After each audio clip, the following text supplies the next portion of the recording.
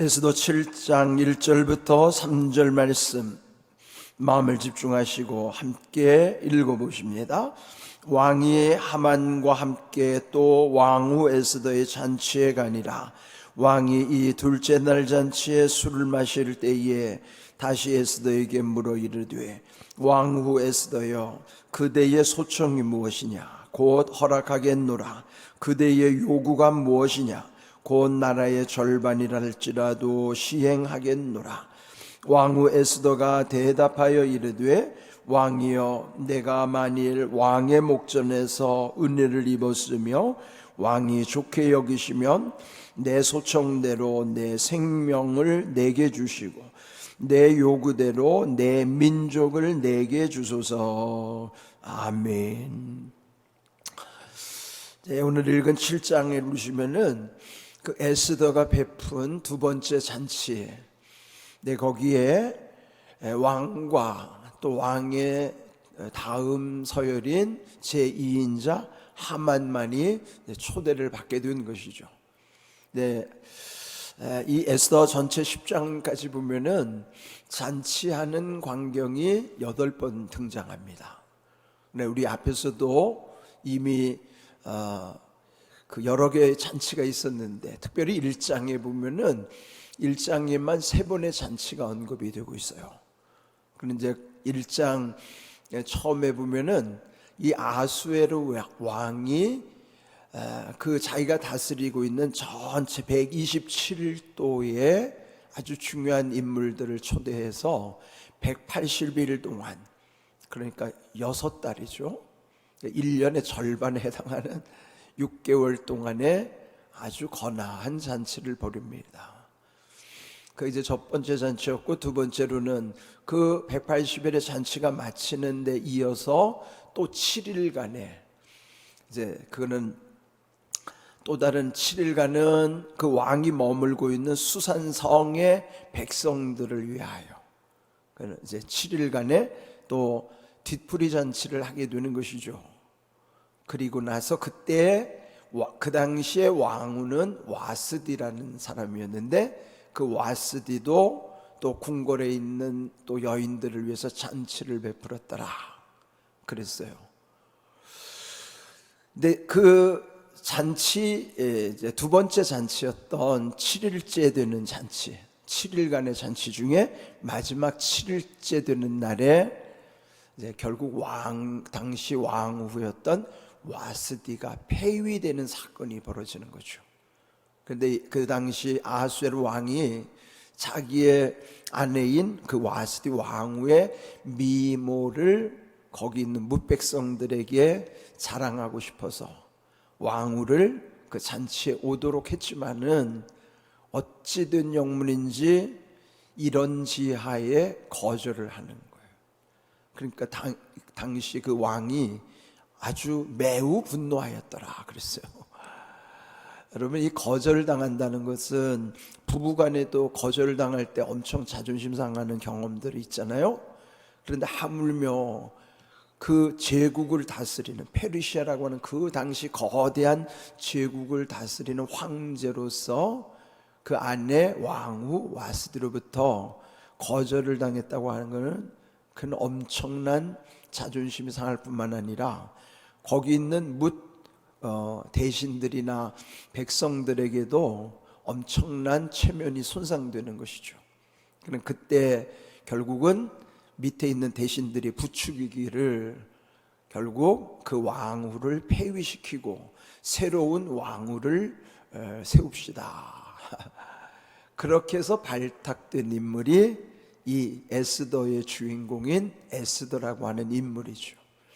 그는 당시에 페르시아 제국에서 이전에 그들 조상 중에서 바벨론 포로 시대에 잡혀왔던 유민들의 후손이죠.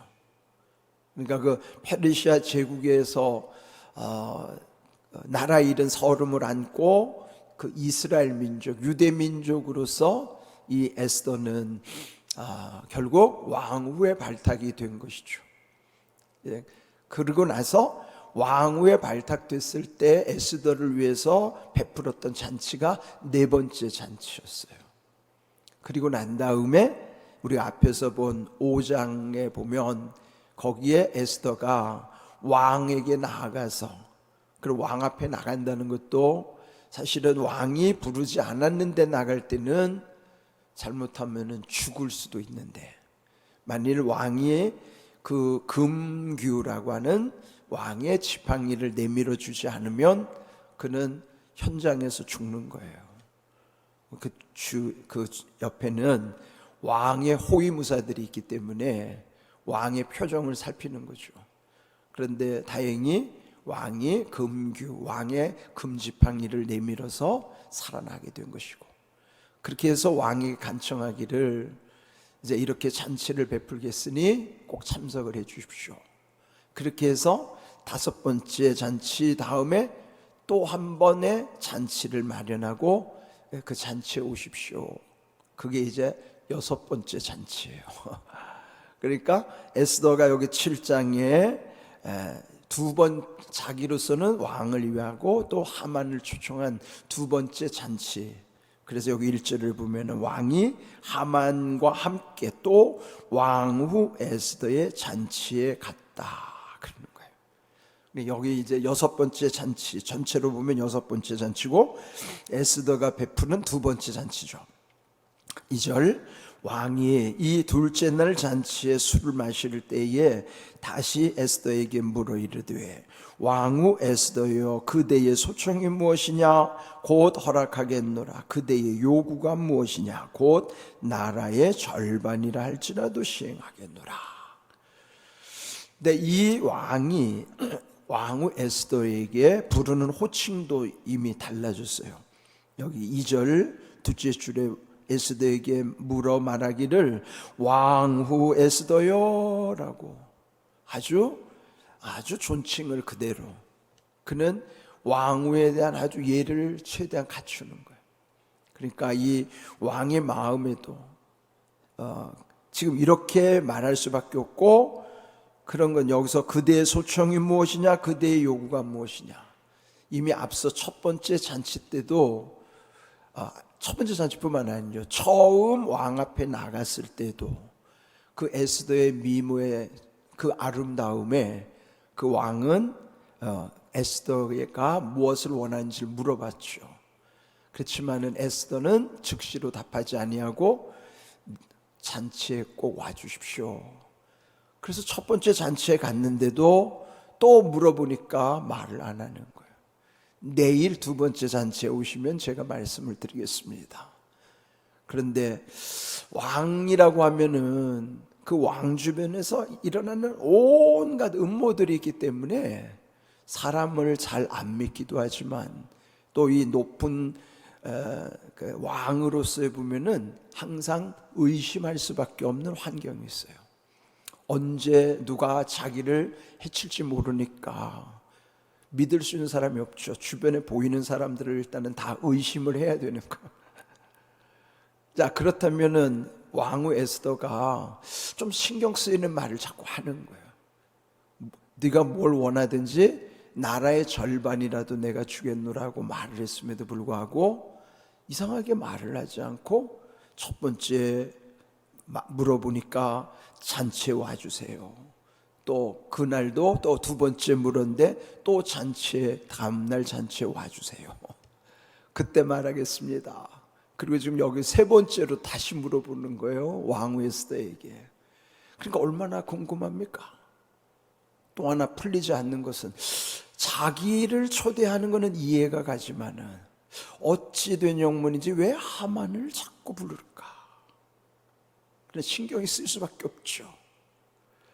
그런데 이 왕으로서 의심을 할 수밖에 없는 상황이고, 그래서 이 에스더의 상황에서 보면은 지금 이 2번째 잔칫날을 그가 왕에게 소원을 말하는 날로 정하는 거예요.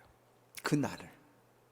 그러니까 그 날을 위해서 하나님 앞에 기도하면서 계속 준비를 했겠죠. 또 성 밖에서는 그의 사촌오빠 모르드게가 또 금식하면서 계속 기도하고 있는 중이죠. 자, 이런 상황 속에서 이제 이 에스더 왕후가 베푼 두 번째 잔칫날 왕이 다시 묻기를 그대의 소청이 무엇이냐. 소청이란 말은요, 한문은 어려운 것 같아도 풀면 쉽습니다. 소할 때 소는 뭘까요? 소원. 청은 뭐예요? 요청. 그러니까 소청이라는 것은 자기가 소원하는 바를 간곡히 요청하는 것을 일컬어 소청이라는 거예요. 네? 그래, 이게 안 풀리면 소청이 도대체 뭔 말이야 이게. 한문은 한자 한자의 뜻이 있기 때문에 소청할 때 소는 소원이고 청은 요청할 때 청자예요. 그러면 소청은 뭐예요? 내가 간곡한 소원을 간절함으로 요청할 때 그를 소청이라 하는 거예요. 그러니까 왕으로서는 이 에스더의 소청이 무엇인가 궁금했고, 그대의 소청이 무엇이냐? 곧 허락하겠노라.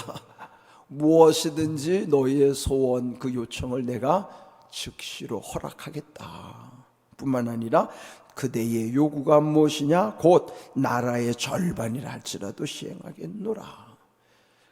나라의 절반이라도 주겠다고 한 거는 이미 앞에서도 두 번이 나온 거 뵀는데 지금 세 번째로.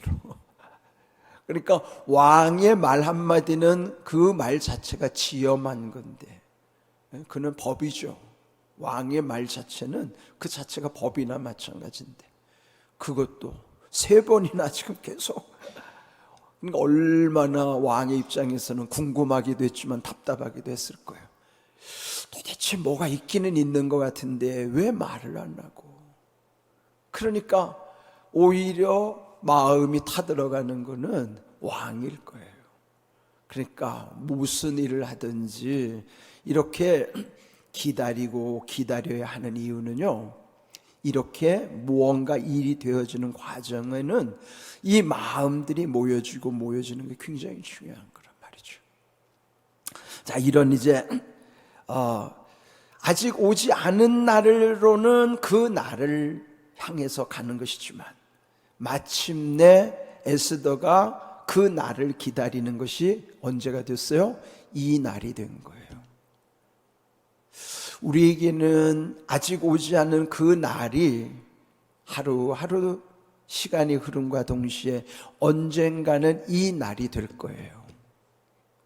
그러니까 오늘이라는 이 날이라는 것은 어제로 보면 아직 오지 않은 날이에요. 그 날이죠. 그런데 이 하루 상간에 얼마나 인생의 우여곡절이 일어나는 줄 아세요? 자, 어제 죽은 사람 중에는 하루만 더 살기를 그렇게 간곡히 바랬던 사람들도 있었을 거예요. 하루만 더 살았으면. 근데 그 사람 죽었죠. 어제 죽은 이 중에는 하루만 더 살았으면 바랬던 그 날이 우리에게는 오늘이에요. 이 날이에요. 내게 이 날은 어제 죽은 이의 하루를 더 살고 싶은 하루를 나는 오늘을 살고 있는 거예요. 똑같이 이 한 세상을 살면서 시간이라고 하는 것이 사람마다 이렇게 달라요. 우리도 아직 오지 않은 그 날들을, 그리고 마지막 그 날이라는 건 나도 떠나야 하는 그 날은 나도 모르지만은 다 받아놓은 날이잖아요. 하나님이 다 결제를 해놓고 계실 테니까. 다만 나만 모를 뿐이지. 그러니까 마지막 그 날을 향하여 우리에게는 매일 이 날들을 이어서 살아가는 거예요. 그런데 이런 시간에 대한 의미를 알지 못하면은 어제같이 오늘은 또 별로 중요하지도 않은 것처럼 어제처럼 오늘을 살 것이고 내일이 와도 또다시 아무 의미 없는 날들을 반복하면서 그렇게 살아갈 수밖에 없을 것이에요. 우리가 이렇게 하나님의 은혜를 안다고 하는 것은 날마다 이 날들이 흘러가면서 마지막 그 날에 이를 때 결국 그 날에 아버지 하나님 만나는 날이 내 인생의 최고 좋은 날, 내 인생의 최고 좋은 날이겠죠. 그런 은혜를 아는 사람만이 고백하는 거예요. 여기 에스더는 그렇게 기다리면서, 그 기다림이라고 하는 것은 자기 지금 민족이 죽어갈 수밖에 없는 그 날이라는 건요, 자기 민족이, 물론 그 사촌오빠 모르드게가 여기 지금 함께 초대받아온 왕 밑에 제2인자 하만에게 무릎 꿇지 않고 절하지 않았다는 괘씸죄에 걸려가지고 모르드게뿐만 아니라 모르드게에 속한 그 모든 사람을, 민족을 다 죽이기로 12월 달에 날을 받아놓고 있어요. 그 날을 이미 받아놓고 있는데, 그 날을, 이걸 어떻게 민족을 구원할 것인가. 뿐만 아니라 지금 이 하만 앞에 6장에서 아주 눈에 가시 같은 이 모르드게를 왕에게 명을 받아서 아예 12월까지 갈 것도 없이 당장 죽이고자 자기 집에다가 이미 높이 장대를 만들어 놨어요. 50규빗이나 되는 높이 30m 정도, 우리나라 아파트 한 8층 높이에 높이 장대를 쌓아서 나무를 만들어 놓은 거는 지금 이 잔치하기 전에 모르드게를 아예 나무에 달아 죽일 것을 왕에게 허락받으려고 왔다가 앞에서 본 6장에서 하필이면 왜 그날 밤에 또 왕은 잠이 안 왔고, 잠이 안 오는 가운데 지난날의 역대 일기를 읽던 중에 거기에 지난 세월 모르드게가 자기를 살려줬던, 음모를 꾸미고 그 역모를 꾸몄던 사람들을 미리 신고하는 바람에 자기가 위험해서 건짐을 받은 것. 그래서 오히려 그 모르드게에게 어떤 보상을 주지 않은 것을 또 미안한 마음 가지고 어떻게 할까 하다가, 그때 이 궁궐에 들어왔던 하만은 이 모르드게를 죽이려고 왕에게 재가를로 들어왔다가 오히려 왕의 그 말을 들은 다음 모르드게를 높이는 줄도 모르고 자기를 높여줄 것 같이 착각해서 결국은 왕의 옷을 입혀주시고 왕관도 씌워주시고 왕이 타는 말 위에다가 궁중대신 중에 제일 높은 제 대신이 앞에서 끌고 가면서 왕을 위해서 이렇게 큰일을 한 사람은 이렇게 대접받을 것이라고 외치게 했다는 거죠. 그런데 나중에 알고 보니까 모르드게, 자기가 죽이려고 했던 모르드게가 주인공이고, 자기가 오히려 앞에 그 하만이 앞에서 말을 끌고 가면서 외치는 그 아주 멘붕이 왔죠. 그 일이 끝난 다음에 지금 잔치에 온 거예요, 이게. 지금 이런 상황 속에서 결국 이 민족을 죽이려고 하는 것도 하만의 계략인데, 이것을 오늘 폭로하기 위해서 이 에스더도 이 날만을 기다린 거예요. 그래서 결국 3절, 왕후 에스더가 대답하여 이르되, 왕이여, 내가 만일 왕의 목전에서 은혜를 입었으며 왕이 좋게 여기신다면 내 소청대로 내 생명을 내게 주시고 내 요구대로 내 민족을 내게 주소서. 여기 계속 반복되는 게 뭐예요? 나라는 거예요. 네. 예? 여기 만약에 내가 은혜를 입었으면 내 소청대로 내 생명을 내게 주시고 내 요구대로 내 민족을 내게 주소서. 결국 뭐예요? 이 에스더라고 하는 나라고 하는 인물이 얼마나 중요한 역할을 했는가 말이에요. 그래서 결국은 이 에스더로 하여금 이 민족도 살아나는 길이 열리는 거예요. 그래서 오늘 제목을 내게 해주소서. 그럼 우리는 에스더와 같이 거창한 무슨 나라를 구하는 일은 하지 못한다 하더라도 내게 주소서라고 하는 것은 기도잖아요.